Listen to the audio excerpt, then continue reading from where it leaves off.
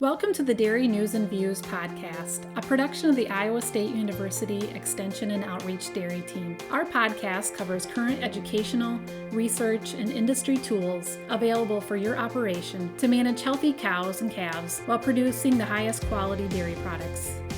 Thanks for joining us today on Dairy News and Views from the ISU Dairy Team. I'm Jen Bentley, Northeast Iowa Dairy Field Specialist, and today I'm here with my Extension Dairy Team colleagues, Fred Hall, Northwest Iowa Dairy Field Specialist, and our State Extension Dairy Specialist, Dr. Gail Carpenter, along with Mariah Busta, Iowa State Dairy Association Executive Director, to discuss today's topic with our invited guest, Secretary Mike Naig, and the Choose Iowa program. So thanks everybody for joining the podcast. Well, thanks for the invitation. You're never going to keep me from talking about this great program. So I'm just always glad to have the chance to do that. Yeah, we heard of this exciting upcoming opportunity for our dairy producers, so we really wanted to make sure it was out in the forefront as it was coming out, and wanted to learn more about the Choose Iowa program. But just, Mike, as we're talking, just want to give a little background to our audience on Secretary Mike Naig. He was elected as the 15th Iowa Secretary of Agriculture, and as the Iowa Secretary of Agriculture, Mike is focused on expanding our markets, promoting careers in agriculture, and improving water quality and land stewardship. And Mike is committed to leading efforts to expand economic opportunities for Iowans and is an advocate on behalf of the hardworking men and women who keep us fed and fueled. So thanks for being on again, Secretary Naig, and I'll let our colleagues kind of kick in the discussion here. Secretary Naig, can you start us off by explaining what exactly the Choose Iowa program is and how did it get started? Why is it started? What's the objective here? You bet. Well, we're really excited. In this past year, actually at the state fair, we were able to launch Choose Iowa. So Choose Iowa is a state branded program for Iowa grown, Iowa made, Iowa raised products. And what I've been saying is it kind of came out of a couple of things that were not so good. One is that during COVID, of course, we had disrupted supply chains that were disrupted to an extent that all of us, none of us, could ever remember a time where you really couldn't get something that you wanted at the grocery store. And so I think that has caused a lot of folks to be thinking about, well, where do things that I need come from, including food, and then what are the various ways that you can make that a more resilient system, and that you can shorten the distance between the farm and the fork, between the farm and the table. Then you layer on the fact that there's just a growing trend. 3 out of 4 Americans, according to a Gallup poll, are interested in including local in their food purchasing decisions, and that means different things to different people. Each of us could probably give our version or our interpretation of what local is, but just meaning that that's a concept that folks are thinking about. So you bring the convergence of those two things, this disruption that none of us have ever seen, the need to be more resilient, and we say, we should be doing what we can to promote Iowa's agriculture community at all levels. We're known around the world. We focus a lot on international trade. We focus a lot on domestic markets, whether it be protein or biofuels or any number of things that we produce. Why shouldn't we put the same amount of effort and intensity into thinking about local and marketing our products right here? Consumers want it.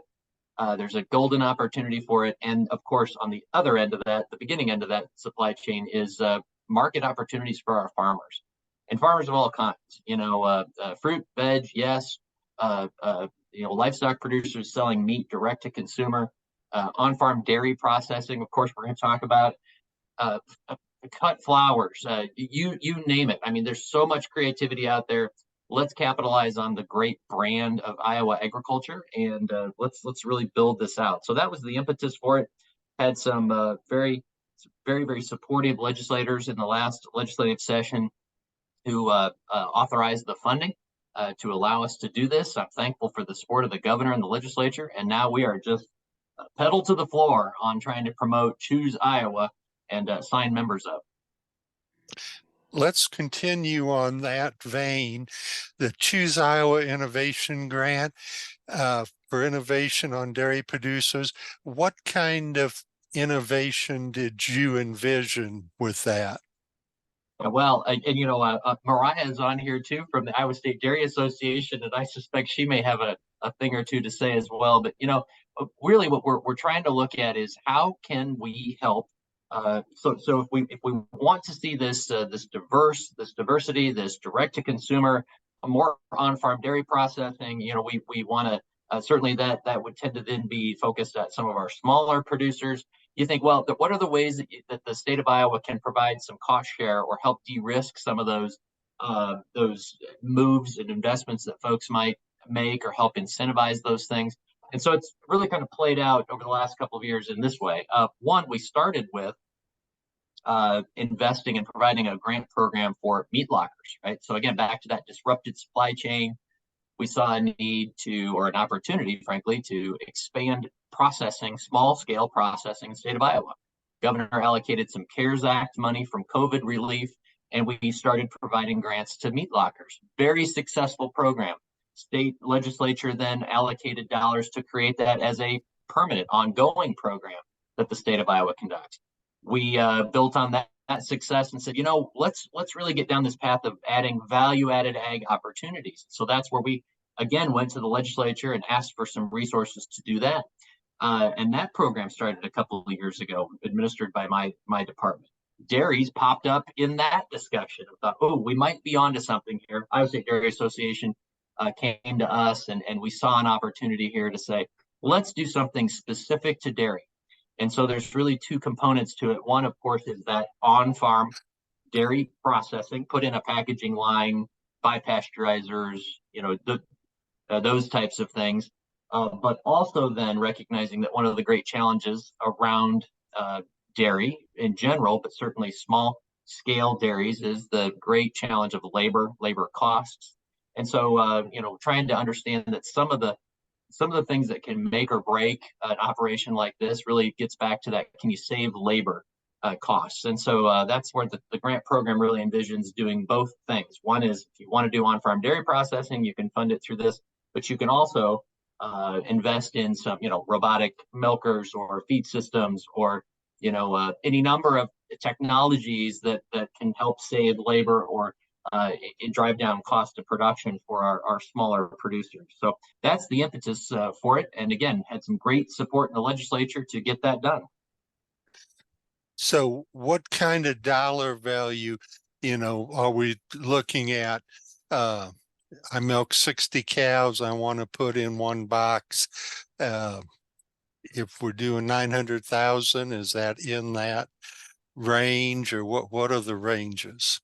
Yeah, so the total allocation for the grant program is $750,000 annually, and the grant program itself, which is open, it's open January 17th through February 9th. So again, it's upon us. It's right here, January 17th through February 9th.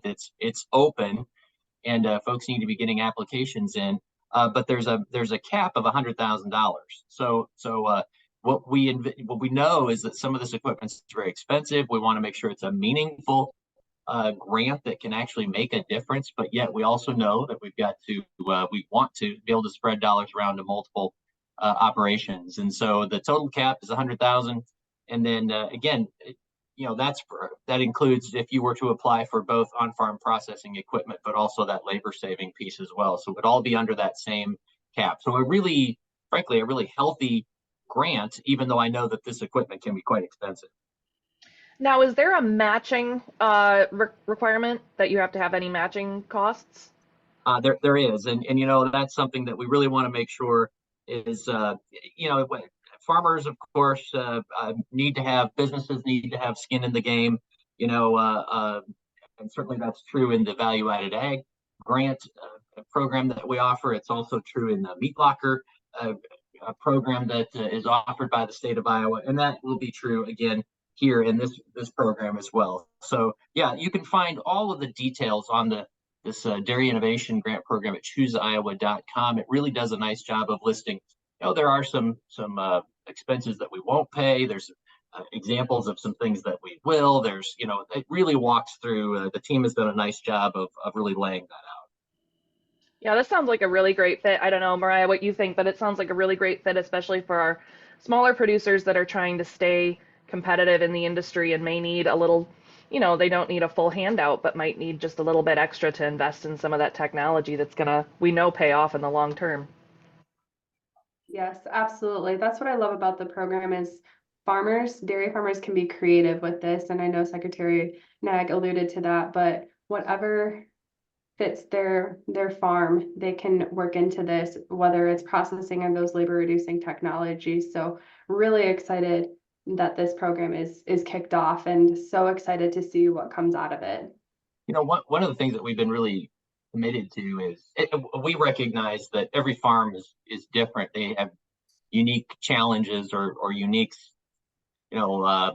things that they're trying to address. And so again, whether it's in that value added grant program or the meat locker program or this one, we want to respect the fact that we need to be open. We need to let the creativity flow and let people apply for what they really need and what can make a difference.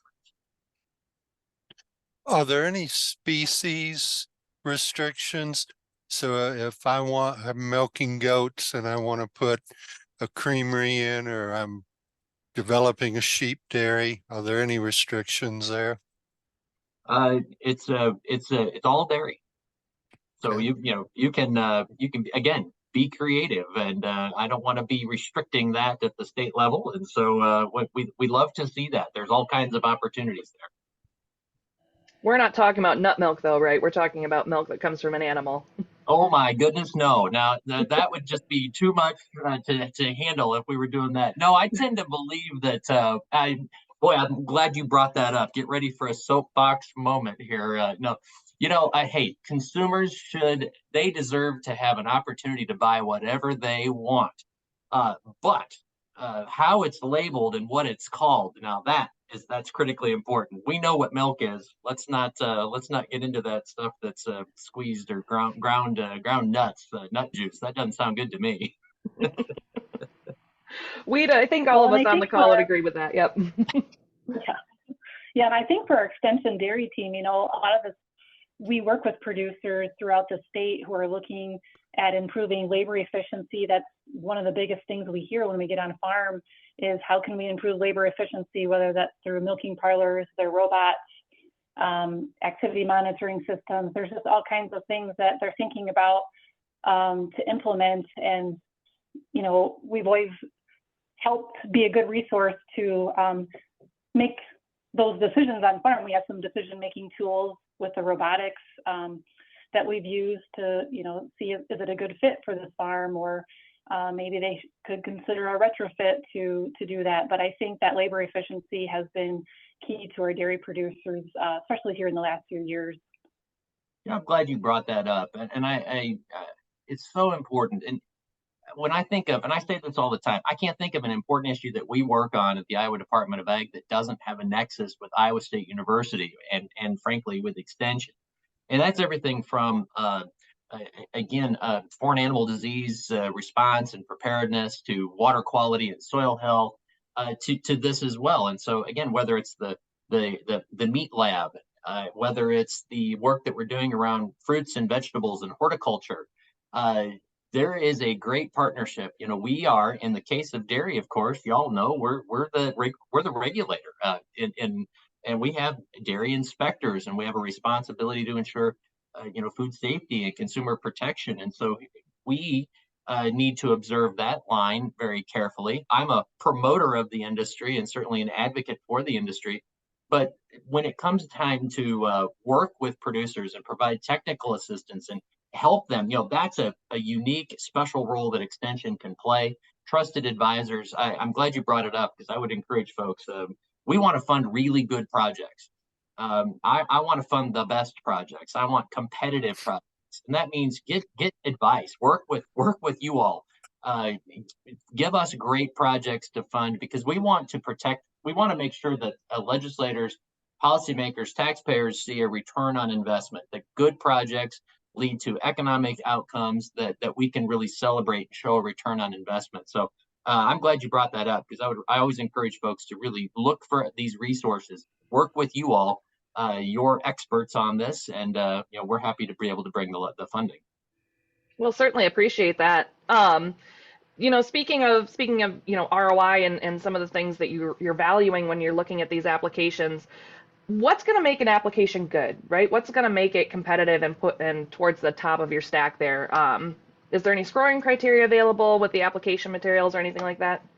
There is. Great question. So again, on chooseiowa.com, you'll see exactly that kind of information and the types of things that we will be scoring. And we do want to, I would stress this, this is a competitive program. I know that there are going to be applications that don't get funded because we have a responsibility to fund the best. And there frankly are going to be, I imagine, limited resources.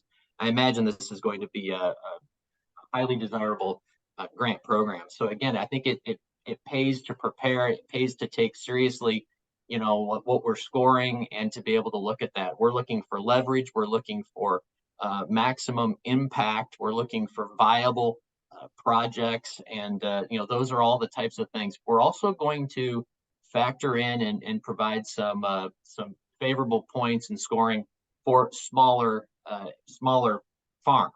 And certainly that was the intent of the legislature, and we intend to administer it that way. So that doesn't mean that a larger entity can't apply and shouldn't, but just knowing that we are going to give some preference to our smallest producers.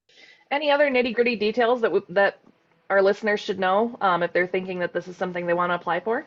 Well, I always say, my gosh, if the Secretary of Ag's talking nitty-gritty details, boy, did we steer somebody wrong. No, I'm kidding. Here's what I love. We've got a great team at the department. Beth Romer is leading our Choose Iowa program. So folks can contact her directly. ChooseIowa.com, again, is going to be the place where you can go and pull up. There's a couple of one-pagers about the program, certainly grant program guidelines and the scoring rubric that we talked about. And again, we're just launching this program for the first time this year. I imagine we're going to learn. And that's the other thing that I'm certainly committed to is we'll work with the association, we'll work with you all. We're going to learn through this process. But I think we've got a nice offering coming at you here. And we'll just encourage folks to check out chooseiowa.com and find out more. So if people want to find application materials and they want to know who to contact, chooseiowa.com. And is Beth their best point of contact for this? Beth Romer? Beth is the Choose Iowa director, and she'll be the best point of contact on the grant program itself. Let's remind the listeners one more time, it's open, and when is the closing date? That's right. So it runs from January 17th through February 9th at 12 noon.